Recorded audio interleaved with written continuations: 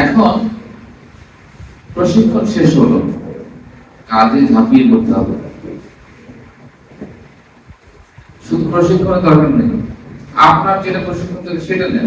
বিষযুক্ত চাষাবাদ পদ্ধতি বর্জন করে বিষমুক্ত আধুনিক এবং অর্গানিক চাষাবাদের মাধ্যমে নিরাপদ খাদ্য উৎপাদনের উৎসাহিত করিবার লাই সীতাকুণ্ড 5 দিন ব্যাপী বিএনডএফ স্মার্ট এগ্রিকালচার ট্রেনিংয়ের সমাপনী এবং সার্টিফিকেট বিতরণ সম্পন্ন হয়।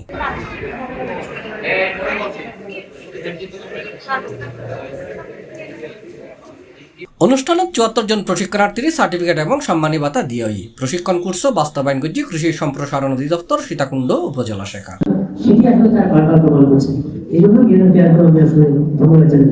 আর সবচেয়ে বড় বিষয় হচ্ছে সেই বিএনপিআর এই পরিকল্পনাটিকে বাস্তবায়ন করতে যারা বেশি সহযোগিতা করেছেন আপনাদেরকে, আমাদের কৃষি বিভাগ, তারাও যে আন্তরিকভাবে তারা একটি বেসরকারি প্রতিষ্ঠানকে এভাবে সহযোগিতা না করলেও চলবে না, পারবে না। আমি এটার ব্যাপারে একটু এক্সপ্লেইন করতেছি, এটা আপনাদের ফিউচার, কারণ আমি জানি এখানে আপনাদের কৃষির সাথে সম্পৃক্ততা ছাড়াও আমার এই ভেন্যুতে যারা প্রশিক্ষণ ক্লাসে সার্টিফিকেট দিতে আসছেন, ছেলে মেয়ে সবার মধ্যে সবাই কম বেশি উদ্যোক্তা।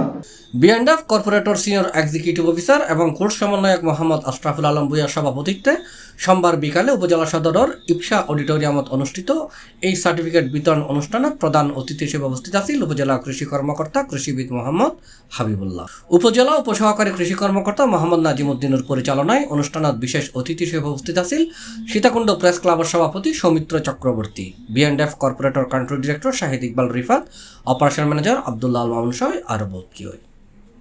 অপরকে সহযোগিতামূলকভাবে কাজ করে যাব। যার যেটা বোঝার কষ্ট হয় এটা আমরা একজন আরেকজনের কাছ থেকে জেনে নেব।